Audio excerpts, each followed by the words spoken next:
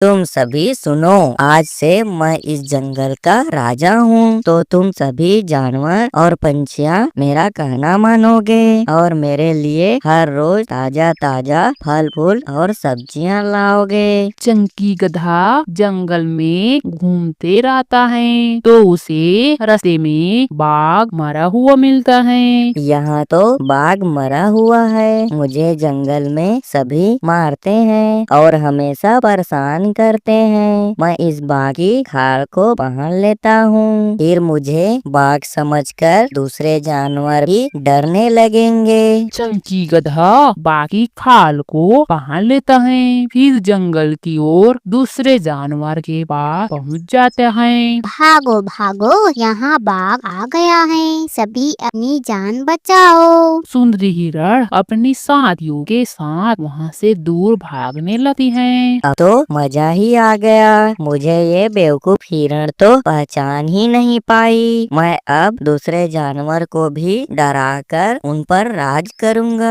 चंकी गधा सभी जानवरों और पंछियों की सभा बुलाता है। तुम सभी सुनो, आज से मैं इस जंगल का राजा हूँ। तो तुम सभी जानवर और पंछियाँ मेरा कहना मानोगे और मेरे लिए हर रोज ताजा ताजा फल फूल और सब्जियाँ लाओगे। आपकी जैसी आज्ञा हो महाराज, हम सब मिलकर आपके लिए रोज भोजन की व्यवस्था करेंगे। सभी जानवर और पंछियाँ वहाँ से चले जाते हैं। अब तो मैं इस जंगल का राजा बन गया हूँ। मैं आराम से खाऊंगा और सोऊंगा। सुनी, हमारे राजा कैसे हैं, जो मांस खाने की बजाय सब्जी और फल खाना चाहता है। मैं भी समझ नहीं पा रही हूँ मीनू बहना, क्या पता बाघ भी मांस की जगह फल और सब्जियाँ खाना शुरू कर दिया होगा। सुबह सभी जानवर अपने अपने हाथ में चंकी गधा के लिए फल लेकर जाते हैं। उन फलों को चंकी गधा मजे से खाता है। तुम सभी से मैं बहुत खुश हूँ। अब तुम सभी निश्चिंत होकर रहना। हमारे इस जंगल में अब किसी भी जानवरों का शिकार कोई नहीं करेगा। यहाँ बोलकर चंकी गधा सो जाता है। चंकी गधा के राजा होने से जंगल के सभी जानवर और पंछियाँ खुश रहने लगे हैं। बग्गू, इस राजा की वजह से